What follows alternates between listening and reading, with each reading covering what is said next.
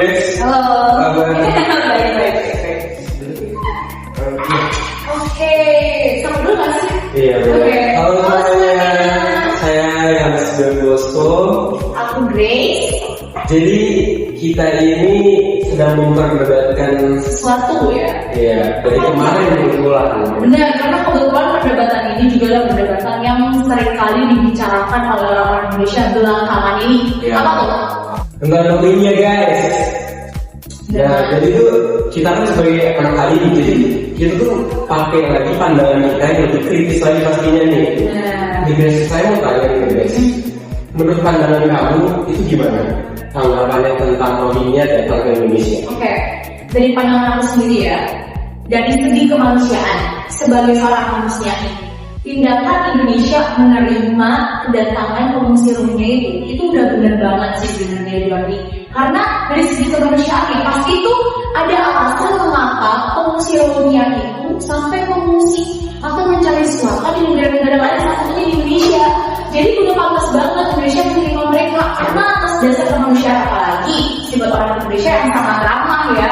Jadi gak ada salahnya dong, boleh-boleh aja mereka datang ke Indonesia gitu.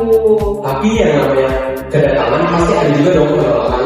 Iya sih sebenarnya. Kalau dari saya pribadi, saya nggak setuju kalau Indonesia itu dijadikan pengungsi tetap gitu, bahkan dijadikan warga negara. Itu menurut aku no banget sih guys. Karena menurut aku ya, kita tuh harus lihat dulu dampaknya buat negara kita itu gimana. Kita tahu kalau misalnya negara kita itu belum masyarakatnya itu belum terlalu ekonominya belum terlalu baik, itu yang pertama. Kalau kita kan kemarin itu ada case-nya itu yang Rohingya dikasih makan 3 hari sekali. Sedangkan ada kita teman-teman yang di sini warga-warga Jakarta itu kita di Jakarta aja itu nggak ada mereka nggak makan bisa satu hari full. Itu kan bakal ada tekanan sosial tuh. Belum lagi ada tentang kebijakan lain gitu loh. Itu kan jadi perdebatan dulu. Tapi menurut aku nih Jordi ya, kan dunia itu punya yang namanya hukum internasional. Dan ada hukum internasional yang mengatur terkait refugee atau terkait pengungsi, yang dimana hukum internasional itu berharap agar negara-negara itu menerima orang-orang atau etnis pencari suaka. Salah satunya misalnya dong, jadi ya nggak salah juga. Aku tahu ya mungkin ada kebijakan dalam negerinya, tapi ya nggak salah dong harusnya kalau misalkan Rohingya datang ke Indonesia. Nah iya benar tuh kebijakan dalam negeri. Jadi ini kalian semua supaya tahu nih deh. Jadi kalau hukum internasional itu udah harus melengkapi semua negara-negara yang ada di dunia, ya kan? Jadi itu tergantung balik lagi kepada kebijakan luar negeri dan kebijakan dalam negerinya. Kayaknya kalau kita ngomong dua-dua ini, Kayaknya kita bisa saling monyok-monyokan ya. Bisa jadi sangat tambah dari Sumbar ke Polres Timur nih. Oke, jadi guys kita nih bawa teman-teman pasukan kita masing-masing ya. Dan ada juga yang menenangkan kita pasti ya. Nah, Oke, jadi kita tanpa menunggu lama-lama langsung saja.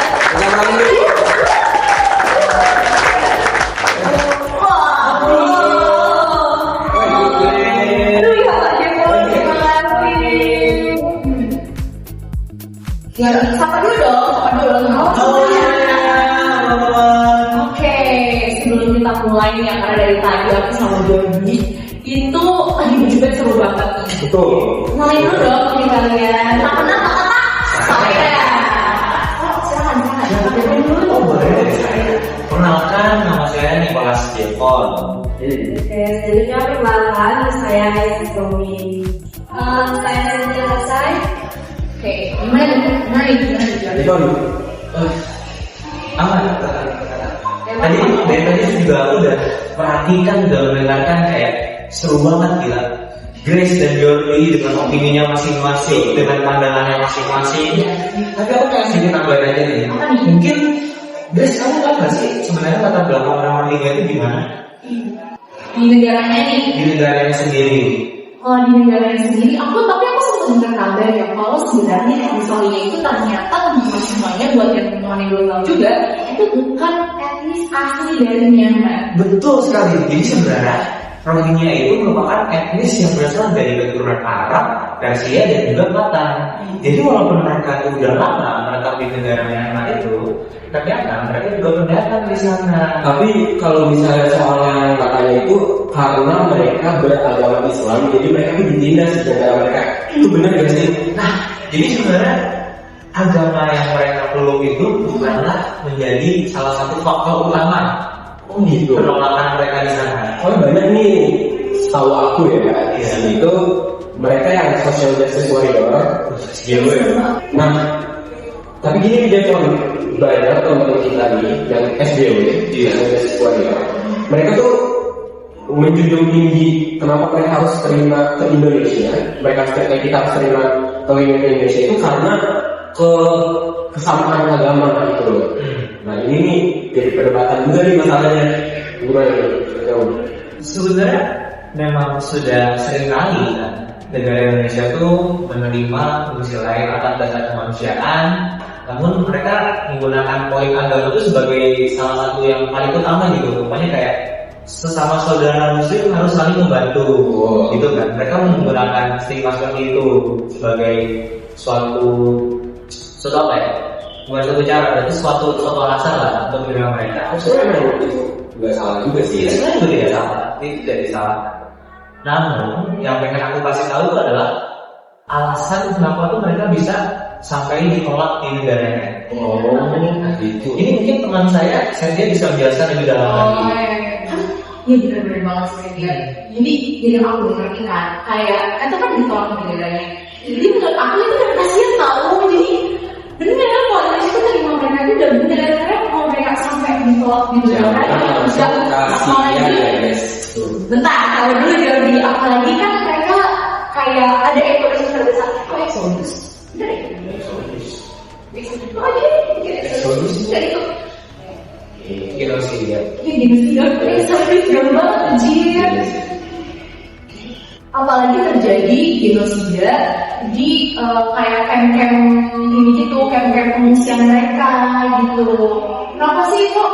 Ya kan nggak salah kalau Indonesia menerima mereka selain dari itu kan ya? Iya.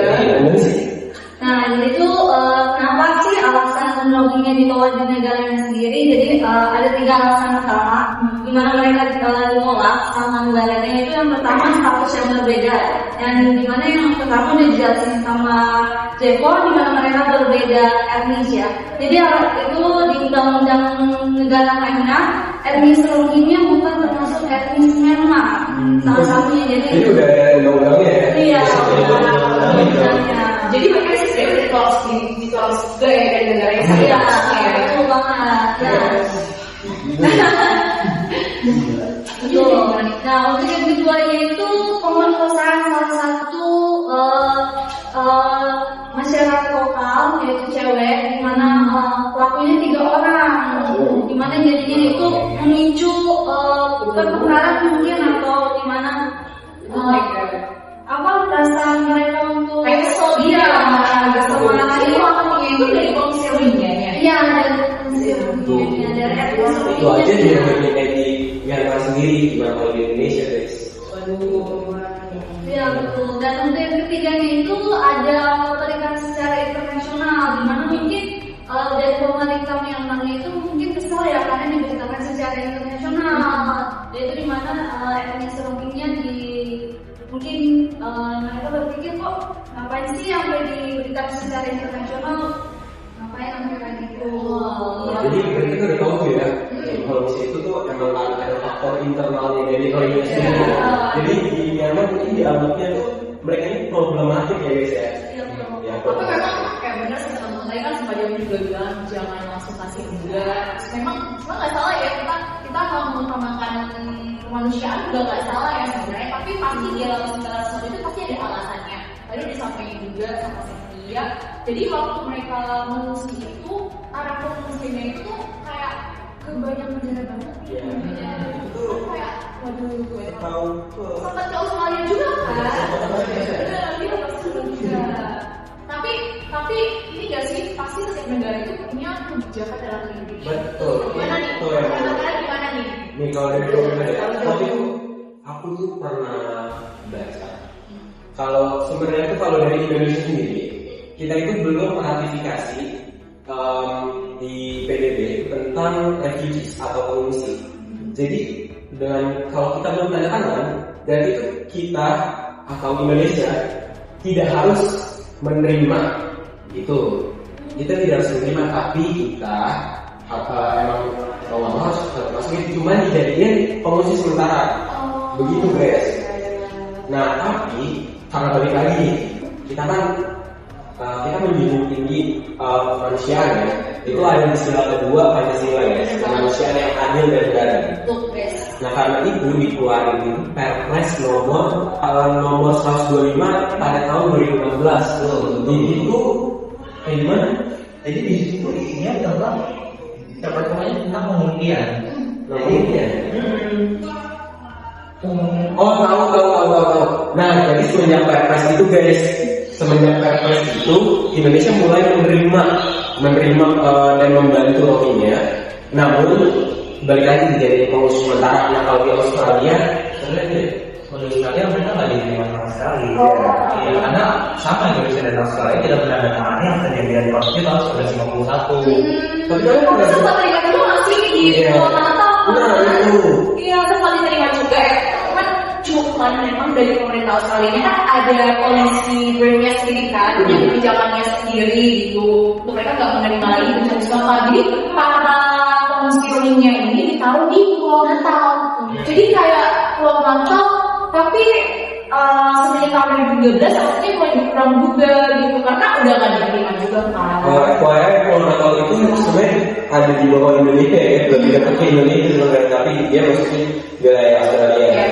Nah pas di Pulau Natal itu juga dapat kecaman tuh, kalian tahu nggak? Iya benar kan. Dapat kecaman karena apa? Karena pantauan para pengungsi sedikit, jadi banyak yang masih kelaparan, pelatihan penyakit, gitu makanya jadi kecaman banget gitu. Jadi mungkin mereka juga melihat peluang ke Indonesia ya, karena jalan dari Pulau Natal ke Indonesia sendiri nggak terlalu jauh sih sebenarnya ya. Jadi mereka juga ngeliat kayak, wah ada peluang nih untuk bisa masuk dan negara dari Indonesia sangat ramah juga, jadi mereka bisa masuk. Tapi kita harus tahu nih, UNHCR dari Indonesia sendiri itu udah keluarin tanggapan. Gimana nih kira-kira tanggapan UNHCR teman-teman? Kalau dari UNHCR sendiri, kita tuh sebenarnya didesak sendiri sendiri atas dasar kemanusiaan yang sudah dijelaskan itu didesak dari organisasi internasional UNHCR karena kalau nggak salah itu untuk ini gelap banget sih, gelap banget ya. Ini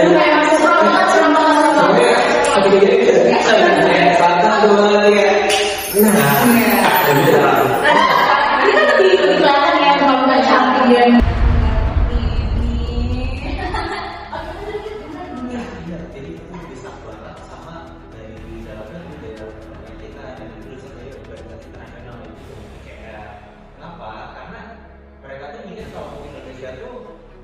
Negara yang ideal untuk menampung para Rohingya karena mereka kalau rakyatnya juga pengen menerima rakyat Rohingya. Namun ya seperti yang kita lihat sekarang malah menyerang kembali backfire ke kita.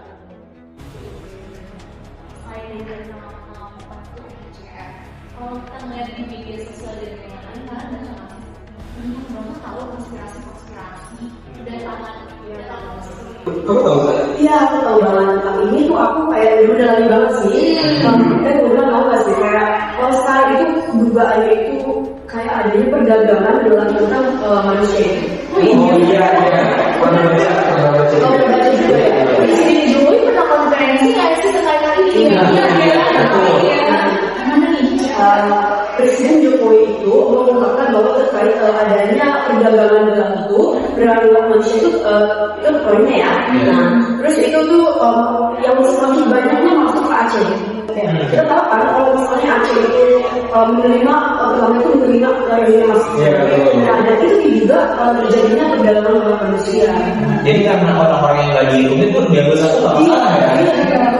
Kayaknya konspirasi. Kira-kira pelakunya udah datang belum ya?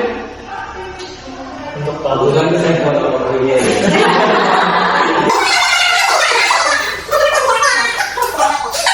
Ya, udah cinta banyak banget ya. Cinta banyak banget, kita juga udah tahu. Aku juga akhirnya ngerti ya. Aku juga sama Jordi akhirnya ngerti bahwa kita nggak bisa menilai hal itu. Tadi tuh aku sama Jordi sampai hampir berlari ya karena Iya.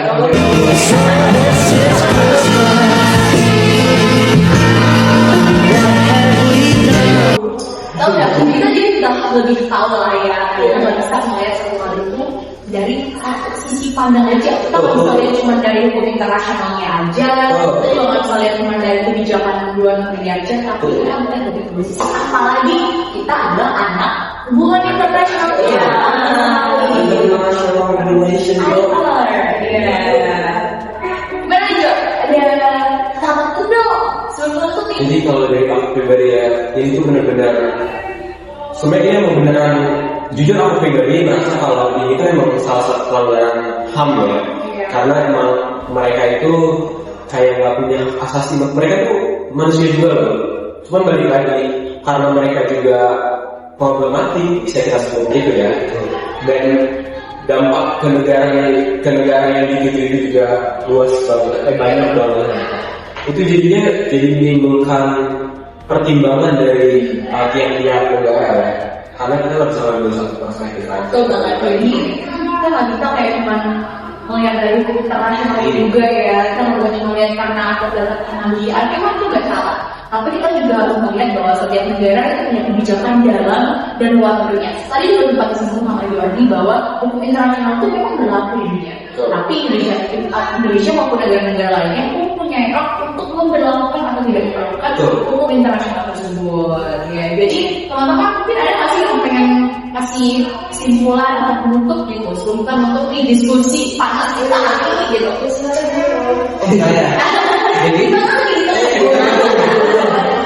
Jadi kalau sebagai sisi penerbangnya, ya dari dua kubu berbeda nih jadi kalau kesimpulan untuk debat, bukan debat ya, diskusi ya, diskusi. awalnya tadi sih Awalnya ya. debat. Kalau dari diskusi kali ini tuh kita bisa melihat bahwa suatu problematika, suatu masalah itu nggak boleh dilihat dari satu kacamata aja. Nggak boleh dari kacamata kuda yang lurus gitu, nggak boleh. Kita tuh melihat dari berbagai perspektif, berbagai sudut. Kita juga harus riset ya nggak? Kita kan kalau misalkan ini mau bangun kita harus mencari. Kita nggak boleh asal terima informasi aja. Asal terima benar.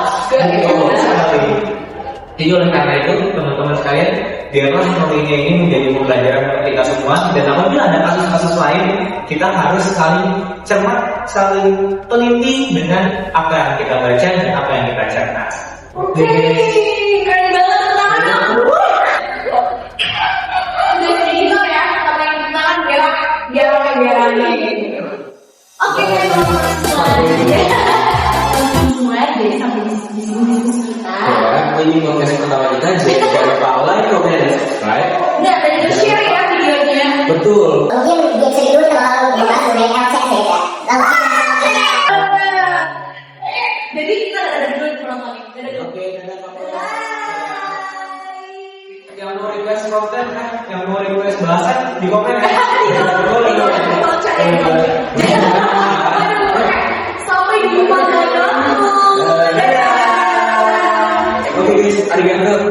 Arigatou gozaimasu.